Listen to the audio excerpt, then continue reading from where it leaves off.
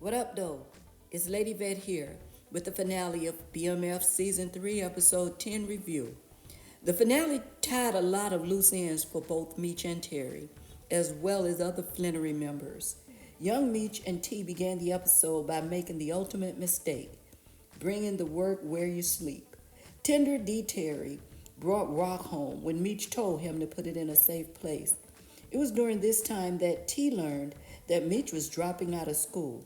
Meech thought that his hustle game would override his current life of holes in his shoes, not enough food to eat, and stealing electricity.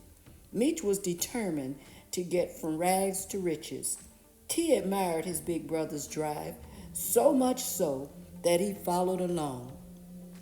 Last time, the Red Dogs had Meech's vehicles impounded and all the work secured by the mechanic Francois. As Meech and the crew headed to retrieve their vehicles, Remy and his crew beat them there. Along the way, they noticed Remy's crew driving away with their vehicles. Duffy told Meech that Remy's got cops on his payroll, giving him an advantage over them. Meech wanted to put an end to Remy. He was so upset. Duffy reminded Meech about Claude planting a bug in Sharp's ear. Tina mentioned that everyone would be outside J.R. Crickett's parking lot pimping. Thus was the move to check out Sharp and sway him over to BMF. Just after that plan was made, T got a call about Hoop being shot by Henry, and Sterl told T that the troops needed him at home. When T hung up, he told Meech about his trouble with Henry, but Meech told T to put Henry down. T felt guilty about Hoop's situation, but not about removing Henry from the board. Both brothers were at the point of rising above their challenges to keep their BMF dreams alive. Terry and Sterl went to see Hoop and let him know that they wished him a speedy recovery. They promised Hoop that they would deal with Henry. However, when they left Hoop, Sterl reminded T that he's not ready to pull the trigger, so T told him that he would outsmart Henry instead. Jen met with Kobe's dad and laid out the situation, then asking for assistance to make an arrest. Kobe's dad claimed that he wanted his daughter's killer brought to justice. Jen explained that she couldn't trust anyone in the department and that she was suspended. Kobe's dad wanted a name. Jen mentioned the Andreas family, and Kobe's dad was silent. To honor the memory of Tyson, Henrietta's deceased cousin, she sat in front of her mirror, staring at herself. Then she began shaving her head and watching her hair fall to the floor, leaving us with a teary-eyed, bald-head, psychotic Henrietta.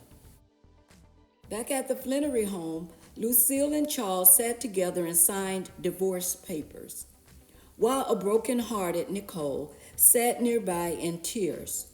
Everyone was speechless. I must admit that this was the most amicable divorce that I've ever seen. In Atlanta, Meech's mind is on the money, and he is steadfast, razor sharp on his vision. But even Angel can see that Remy is a thorn in Meech's side. Meech can see past Remy, though, and to the next step for BMF's expansion. Meech lured Angel into his vision, and he and his brothers sang of see it, touch it, obtain it. Angel tried to catch Meech's vision, but couldn't, so she asked him to leave Atlanta with her, and together they would start anew. Meech helped her understand that he's been there, done that, and Atlanta is it for him, and she can come and see him whenever she likes. T had a meet with the Chaldeans to reverse his original request. Now T wanted the Chaldeans to join back up with Henry. When they told T that they didn't want to be in the middle of his mess, he threatened to cut off their supply. That got their attention, so T told them to give her a time and place for the meet, and he would handle it from there. As they headed out, Charles came through Terry's door, looking wounded and defeated.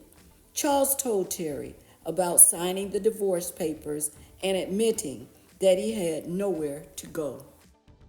Jen made drinks for Henry and herself while telling Henry how handsome she looked with the bald head. Henry attributed her new look to her cousin, which prompted Jen to say, "Who killed Tyson must pay." Henry told her that she was taking down Terry, and Jen fed into the conversation until Henry got a call that outed Jen. After the call, Henry attempted to choke Jen out, but Jen broke free, and Bryant listened to the wire enough to know that Jen was in trouble, so he came to the rescue. Bryant hit Henry in the thigh area, and Henry retreated. Divorce papers signed. The ink isn't dry yet. However, Lucille decided to celebrate with a hotel visit to Maurice. Maurice listened to Lucille tell him that she and Charles signed the papers, but he was more into what he waited for to get Lucille in bed, instead of being left hot and bothered. Maurice came to the door in his robe, so the rest was on Lucille, and she did not disappoint.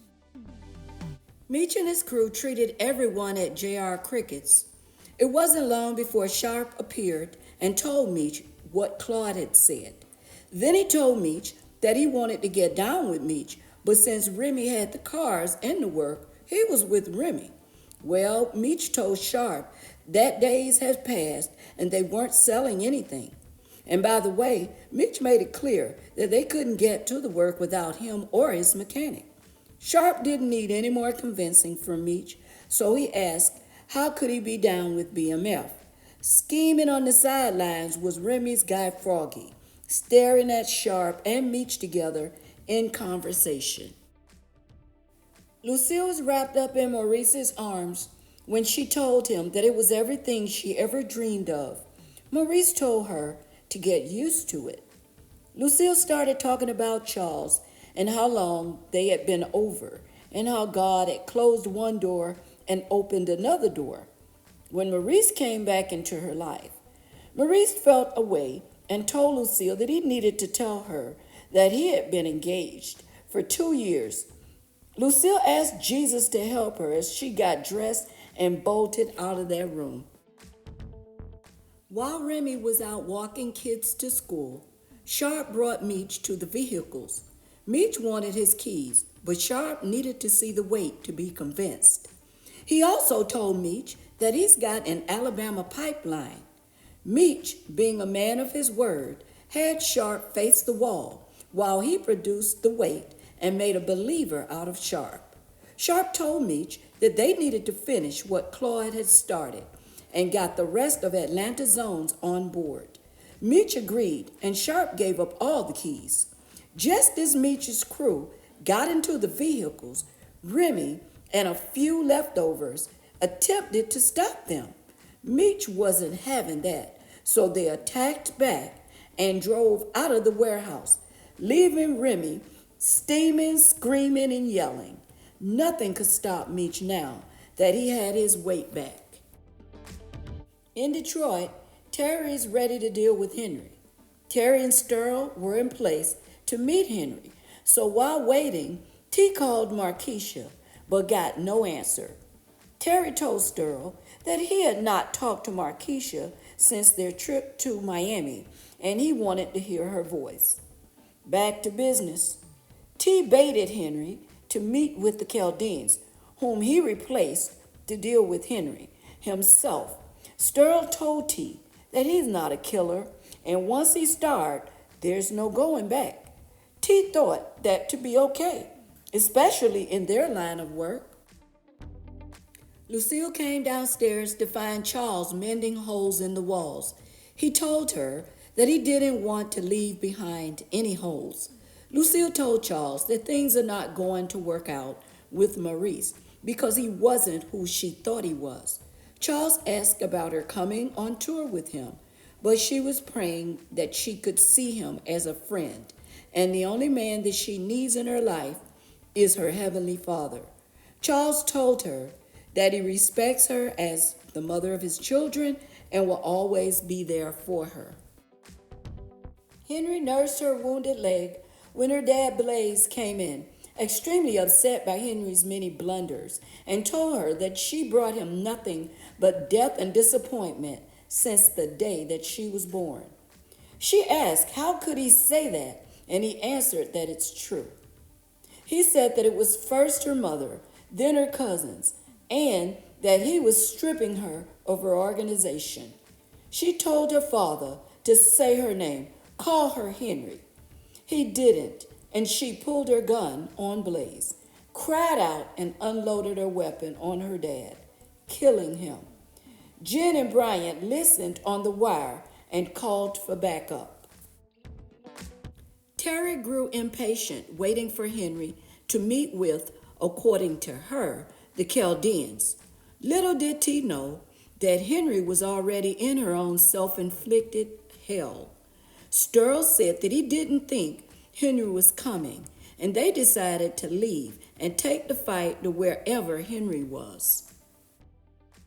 Henry was trying to get rid of her dad's body when the police force came to arrest her.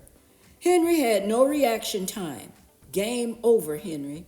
First, Jen came to let her know that she was wearing Kobe's cuffs. Jen told Henry that the reality is that she is going to prison for the rest of her life. Next up, Bryant approached Henry, leaned into her ear to tell her that he killed her cousin, and they marched out. Terry and Sterl were surprised to see all of the action, and Henry at the center of it all. Sterl told T that he won, and that's all that matters. T said that he was trying to outshine Meech, but that Meech will always be the face of BMF. Sterl told T to turn that into a strength and move in the shadows, and no one would ever see him coming. Meech had a meet with the Atlanta Zones and Sharp to talk about BMF's absence of infighting because everyone gets to the bag and everyone shines like new money. Sharp put the icing on the talk by vouching for Meech 100%. Everyone was on board when none other than Remy interrupted to tell Meech how dumb to show up in his hood. Meech told Remy that his time is up. He is done. When Remy pulled on Meech, the newest BMF recruits aimed at Remy's head, telling him that Techwood doesn't want or need him anymore. Remy asked the guys, are they displacing him? Their answer was going on. Remy threatened that they had not seen the last of him. As Remy drove away, along with no crew, he stopped at the light. While waiting for the light to change, he was approached by a guy selling bottled water. Remy purchased the water. The guy walked away, but the light was still red when Remy's brains were splashed against his window. Rest in peace, Remy. 1 week later, Meech met with the heads of states to pitch the BMF model of business. Jay Pusher was in the mix with the others as they left Meech and got past the Red Dogs with no complications. Just stop and check time.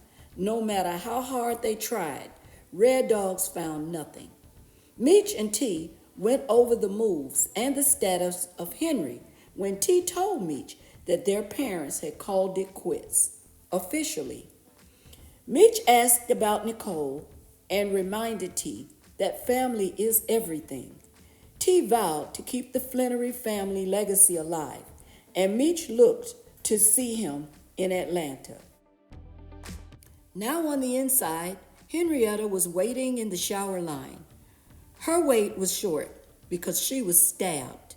While choking on her own blood, Henrietta was met by a young lady with a message for her. She was told that a special friend sent their regards. Rest in peace, Henrietta. Meech visited the gravesite of Ty Washington to pay respect and speak on keeping Ty's legacy alive. Meech also promised to take care of Ty's wife and children. Terry decided to join LaWanda to go to church as a family. Terry was dealing with his parents' divorce and thinking about his kids and LaWanda. LaWanda informed Terry that she lost a part of herself in the Marquisha saga and was moving towards self improvement by enrolling in cosmetology school. At first, Terry was like, "Who's watching the kids?" But he came around when LaWanda told him that it's the 90s and she will have a career, whether he supported it or not. Terry agreed and showed LaWanda some love. LaWanda and the Flannery family were in church, except Meech, when Pastor Fleming announced that Lucille has accepted her offer to become the assistant pastor. Lucille approached the congregation to explain that shame and embarrassment held her back from answering the call earlier. Overall, Lucille made her family proud, and it seemed that Charles had another level of respect for Lucille. Meech went to the Platinum Palace locker area to find Angel packing. It may have seemed that Angel was missing Meech's vision as he shared it, but not the case. Angel was having visions of her own that she shared with Meech and thanked him for her finding her voice and making moves toward her purpose. With Henry out of their way, Terry and the crew went to see Hoop, but ended up seeing his nurse instead. Then joked with Hoop about having a fine nurse. All the joking stopped when T told Hoop that he brought calamari for him to eat because Hoop said that he would eat hospital jello instead. T appreciated Hoop and told him that he was headed back to Atlanta. Hoop was feeling better and very glad to have his boys check in on him. Jen and Bryant watched the fruit of their labor as the local news talked about corruption on both sides of the law. Jen's getting her gun and badge back. Bryant decided to head south once he sold a home, where he would probably bump into Meech. But Bryant had more pressing business, like cleaning out Kevin's room. It seems that he is finally up to the task. Bryant told Jen that he had to do it alone when she offered to help. Nicole made Charles's favorite dish, but he would not get a chance to eat it. Charles was excited about the upcoming tour, and he did not want to miss the bus. Lucille was now faced with her decisions, good or bad, right or wrong. She had to deal with them. The good news is her little Nicole had grown up into a nurturing young lady who cared about her mom enough to pray for her and support her and help her through the rough patch. Meech and T were in Atlanta, also praying. Poor T. He had to follow Meech from one map to another, from Atlanta to the United States. Meech is sharing his vision. Now T wants to relax for a moment to savor in their accomplishments, but not Big Brother Meech. Even with half a ton of work in 5 states, Meech believes that they are capable of doing a lot more. Meech wants half a ton in all the United States. Glasses are raised in the air. Toasts are made to BMF at the Platinum Palace. Meech has Rip's music playing. Angel is giving her last show before she goes home. Then Meech runs into Little Big Prime Time, a.k.a. Shiloh, playing his dad, Deion Sanders. Prime Time thanked Meech for the bottles, although he has never had a sip of alcohol in his life. Terry asked Prime Time about doing what he has done. He dropped some Prime Time knowledge on them and invited them to stop by his club. As they saw Prime Time leave, they noticed Javier moving frantically in the club, looking for Meech. Javier told Meech that Loco got arrested in Mexico and needs his help. Meech is the only one that Loco trusts. Meech said Loco had his back before and he is ready to help Loco. But T wanted a sidebar with Meech. We know how it's gonna go. So next season, we will join Meech and Terry out of the country and we will journey with them in Mexico. In country or out of country, the Flannery brothers are going to disagree. T is still trying to reach Markeisha, who is still ignoring him. Meech is headed into uncharted territory to help Loco. But through it all, they're still together, and Big Brother, Meech, is continuing to lead the way to BMF's legacy. Thank you all for rocking with Lady Vet TV during this season. Don't forget to subscribe, like, and drop your thoughts in the comment box. Meet me in New York as we see what Tariq and the Tejadas are up to. Happy Mother's Day, everyone.